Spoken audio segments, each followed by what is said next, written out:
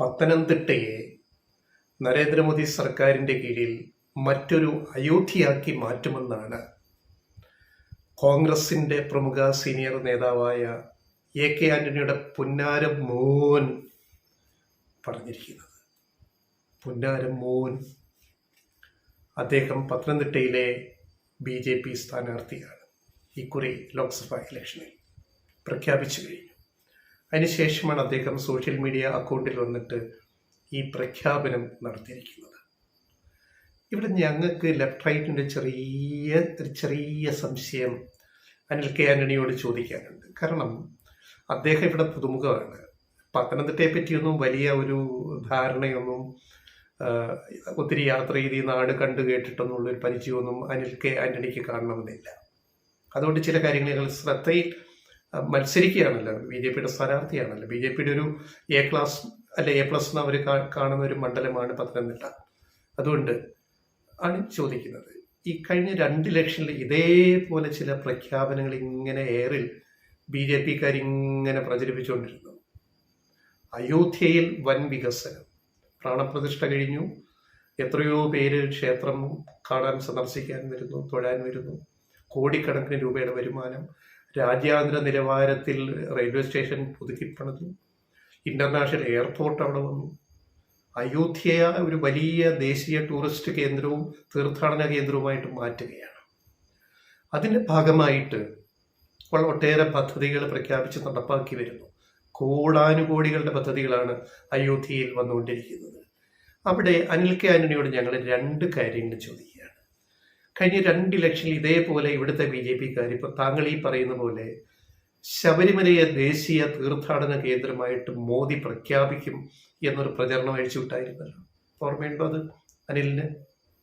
അതായത് 2019 ലോക്സഭാ ഇലക്ഷൻ കാലത്തും നരേന്ദ്രമോദി ശബരിമലയിൽ സന്ദർശിക്കും, ഹെലികോപ്റ്ററിൽ ഇറങ്ങും.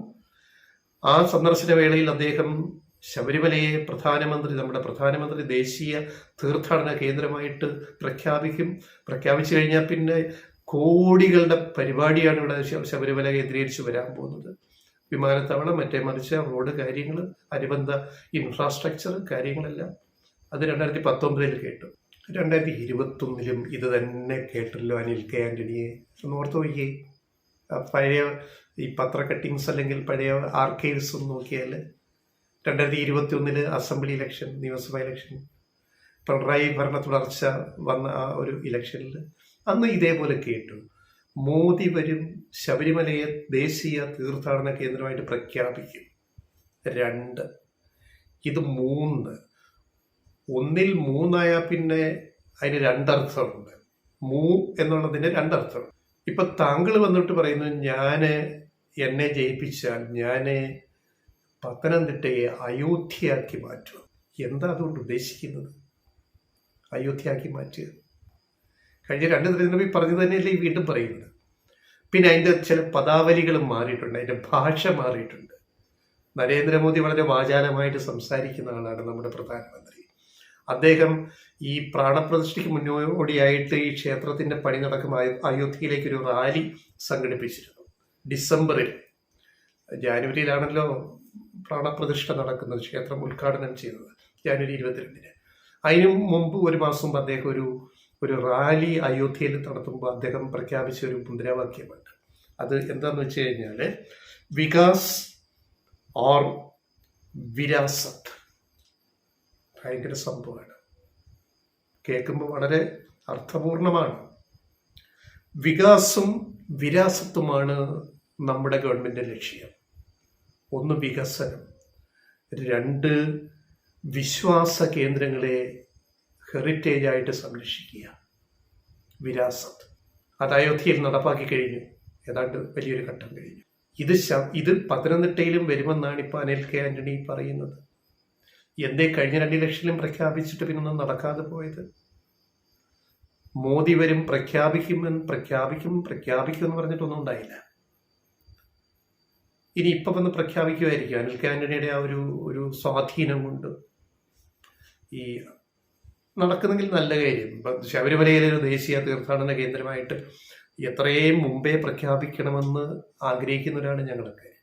കാരണം കേരളത്തിലെ ഏറ്റവും കൂടുതൽ തീർത്ഥാടകർ വരുന്ന ഒരു ക്ഷേത്രം എന്ന നിലയിൽ എന്നേ ഇതിനെ ഒരു ദേശീയ തീർത്ഥാടന കേന്ദ്രമായിട്ട് പ്രഖ്യാപിക്കണമായിരുന്നു കേന്ദ്ര സർക്കാരുകൾ. മോദി പ്രോമീസ് ചെയ്യുമെന്ന് പറഞ്ഞിട്ട് മോദി ഗവൺമെന്റ് വന്നിട്ട് ഇപ്പോൾ 2 തെരഞ്ഞെടുപ്പ് 10 വർഷമാവുന്നു. എപ്പോൾ വേണേലും പ്രഖ്യാപിക്കായിരുന്നു. ശബരിമലയെ ഉൾപ്പെടുന്ന പത്തനംതിട്ടയെ വലിയൊരു അതിന്റെ വിരാസത്തായിട്ട് അങ്ങ് പ്രഖ്യാപിക്കാമായിരുന്നു. അതിനിപ്പോൾ അനിൽ കെ ആന്റണി വന്നിട്ട് വേണത് ചെയ്യണം എന്ന് പറഞ്ഞു കഴിഞ്ഞാൽ അത് മോദിയെ കൂടെ പരിഹസിക്കുന്നതിന് തുല്യമല്ലേ? കാരണം മുമ്പേ മോദി ഇത് ചെയ്യുമെന്ന് പറഞ്ഞ BJP നേതാക്കളാണ് ഇവിടെ ഉള്ളത്. 10 വോട്ട് അങ്ങനെ കിട്ടുമെന്ന് വിചാരിച്ചിട്ട് വോട്ടും കിട്ടിയില്ല, പ്രഖ്യാപനവും നടന്നില്ല. ഇനിയിപ്പം അനിൽ കെ ആന്റണി വന്നിട്ട് പ്രഖ്യാപിക്കപ്പെടും എന്നാണ് ഇപ്പം നമ്മൾ കേൾക്കുന്നത്. ഈ കോഴിക്ക് മുല വരുമെന്ന് പറയുന്ന പോലെ ഇത് കേട്ട് തുടങ്ങിയിട്ട് കുറെ കാലമായി. എപ്പോഴെങ്കിലും ഈ മുല ചുരത്തുമോ എന്നുള്ളതാണ് നമ്മുടെ ചോദ്യം. അതിനിപ്പോൾ അനിൽ കെ ആന്റണിയുടെ നിമിത്തമാണെങ്കിൽ ആയിക്കോട്ടെ, നമുക്ക് വിരോധമില്ല, നമുക്കിതിൽ സന്തോഷമേ ഉള്ളൂ. പക്ഷെ 8ന്റെ പണി വേറെ അവിടുന്ന് വരുന്നുണ്ട്. അതായത് PC ജോർജ് പത്തനംതിട്ടയിൽ BJP സ്ഥാനാർത്ഥിയായിട്ട് മത്സരിക്കുമെന്ന് ഏകദേശം ഒരു തോന്നൽ വന്ന് PC ജോർജ് തന്നെ ആ സൂചന നൽകി. അല്ലെങ്കിൽ അദ്ദേഹത്തിന്റെ മകൻ ഷോൺ ജോർജ് മത്സരിക്കും, BJP പ്രഖ്യാപിക്കുമെന്ന നിലവന്നു. അച്ഛനായാലും മോനായാലും വിരോധമില്ല, ഒന്നിൽ അച്ഛൻ അല്ലെങ്കിൽ മോൻ. പക്ഷേ മറ്റൊരു മോൻ ഇപ്പൊ വന്നത് PCക്ക് അത്ര ദഹിച്ചിട്ടില്ല. PC സീനിയറിനും ജൂനിയറിനും മാത്രമല്ല, പത്തനംതിട്ടയിലെ വോട്ടർമാർക്കിടയിൽ PC ജോർജ് വന്ന് മത്സരിക്കട്ടെ എന്ന് BJPക്കാർക്കൊക്കെ ഒരു താല്പര്യം ഉണ്ടായിരുന്നു. ഷോണല്ല PC തന്നെ നിൽക്കുകയാണെങ്കിൽ ഒരു കൊഴുപ്പ് ഒരു ഇലക്ഷൻ BJPക്കാർക്ക് PC ഇഷ്ടമായിരുന്നു. ആ PC ജോർജിനെ വെട്ടിയിട്ടാണ് അനിൽ കെ ആന്റണി കയറി വന്നിരിക്കുന്നത്. അപ്പൊ ഇത്തിരി കടുക്കും എന്ന് പറഞ്ഞു കഴിഞ്ഞാൽ PCക്ക് കൊടുക്കുമെന്ന് BJPക്കാർ വിചാരിച്ചിരുന്ന വോട്ടുകളൊന്നും അനിൽ കെ ആന്റണിക്ക് കിട്ടത്തില്ല. അതായത് ക്രിസ്ത്യൻ വോട്ടുകളിൽ ഒരു പങ്ക് കിട്ടത്തില്ല, BJP അനുഭവമുള്ള ക്രിസംഗി വോട്ടുകളിൽ കിട്ടത്തില്ല എന്നാണ് ചില കരക്കമ്പികൾ ഇങ്ങനെ നമ്മൾ കേൾക്കുന്നത്. അതിൽ സത്യമുണ്ടോ ഇല്ലയോ എന്ന് വരും ദിവസങ്ങളിൽ അറിയാം. അപ്പോൾ മറ്റൊരു കരക്കമ്പിയുണ്ട്. അതായത് അനിൽ കെ ആന്റണി മത്സരിച്ചോട്ടെ BJP സ്ഥാനാർത്ഥിയായിട്ട്, പക്ഷേ PC ഒറ്റയ്ക്ക് സ്വതന്ത്രനായിട്ട് നിന്നാൽ പോലും ഈ വരുന്ന തെരഞ്ഞെടുപ്പിൽ അനിൽ കെ ആന്റണി പിടിക്കുന്നേക്കാൾ കൂടുതൽ വോട്ട് PC ജോർജ് പിടിച്ചിരിക്കുമെന്ന് മറ്റൊരു കാമ്പയിൻ നടക്കുന്നുണ്ട്. ഫലത്തിൽ BJPയുടെ കാര്യം പത്തനംതിട്ടയിൽ എന്താകുമെന്ന് ഈ റീഡിങ് വെച്ചിട്ട് നമുക്ക് ഊഹിക്കാൻ പറ്റും. ഞങ്ങൾ മുൻപൊരു സ്റ്റോറി പറഞ്ഞ പോലെ തന്നെ ഇദ്ദേഹം എന്താണ് അവിടെ മലമറിക്കാൻ പോകുന്നത് അനിൽ കെ ആന്റണി വന്നിട്ട്. അതുകൊണ്ടാണ് PC കഴിഞ്ഞ ദിവസം പറഞ്ഞത് അനിൽ കെ ആന്റണി ആർക്കും ഇവിടെ അറിയത്തില്ല, പരിചയപ്പെടുത്തേണ്ടി വരും. ആര് പരിചയപ്പെടുത്തണം? പരിചയപ്പെടുത്തുന്നതിൽ ഒരു പ്രധാന ആൾ PC-യാണ്, PC ജോർജ്. പിന്നെ K സുരേന്ദ്രൻ വന്ന് പരിചയപ്പെടുത്തുമായിരിക്കും. കാരണം K സുരേന്ദ്രൻ മത്സരിച്ച് 3ാം സ്ഥാനത്ത് തന്നെ പൊയ്ക്കൊണ്ടിരിക്കുന്ന ഒരു സ്ഥലമാണ് പത്തനംതിട്ട കോന്നി മണ്ഡലം. പത്തനംതിട്ട ലോക്സഭയും കോന്നി അസംബ്ലിയും, പത്തനംതിട്ട ലോക്സഭയിൽ ഉൾപ്പെടുന്ന കോന്നി മണ്ഡലവും. അവിടെയാണ് ഇപ്പോൾ അനിൽ കെ ആന്റണി വന്നിട്ട് അടുത്ത വികാസ് ആൻഡ് വിരാസം മോദിയെ കൊണ്ട് നമ്മൾ ചെയ്യിച്ചിരിക്കും എന്ന് പറയുന്ന ഘട്ടത്തിലേക്ക് കാര്യങ്ങൾ എത്തിയിരിക്കുകയാണ്. എന്തായാലും നല്ലതു വരട്ടെ എന്ന് പറയുകയാണ്. അപ്പോൾ പത്തനംതിട്ടയെ അയോധ്യയാക്കുമെന്ന് പുന്നാര മോൻ പറഞ്ഞതിനെക്കുറിച്ച് അപ്പന് ഞങ്ങൾ ഈ വീഡിയോയിൽ അവസാനം ഒരു ചോദ്യം ചോദിക്കുകയാണ്. ഈ പുന്നാര മോൻ ഇങ്ങനെ പറഞ്ഞല്ലോ, പത്തനംതിട്ടയെ അയോധ്യയാക്കുമെന്ന് പറഞ്ഞതിനെ പറ്റിയിട്ട് അപ്പൻ ആന്തപ്പന് AK ആന്റണിക്ക് എന്താണ് പറയാനുള്ളത്? എന്തെങ്കിലും ഒന്ന് പറയുമോ? കേൾക്കാൻ പത്തനംതിട്ടയിലെ വോട്ടർമാർക്ക്, ജനങ്ങൾക്ക് അതിയായ താല്പര്യമുണ്ട്.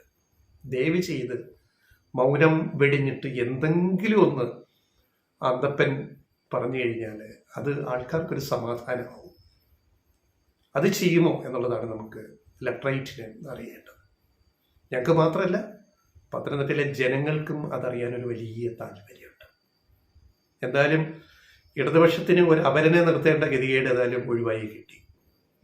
അല്ലെങ്കിൽ പല ഇലക്ഷനിൽ അവരനെ നിർത്തിയിട്ട് 1000, 2000, 5000 വോട്ടൊക്കെ അടിച്ചങ്ങ് പോവും. ജയിക്കേണ്ട സ്ഥാനാർത്ഥി തോൽക്കാനത് മതി. 5000, 2000, 10000 വരെ അവരന്മാരെ പിടിച്ച ചരിത്രങ്ങളുണ്ട് ഇലക്ട്രൽ ഹിസ്റ്ററി നോക്കിക്കഴിഞ്ഞ് കഴിഞ്ഞാൽ റിസൾട്ട്.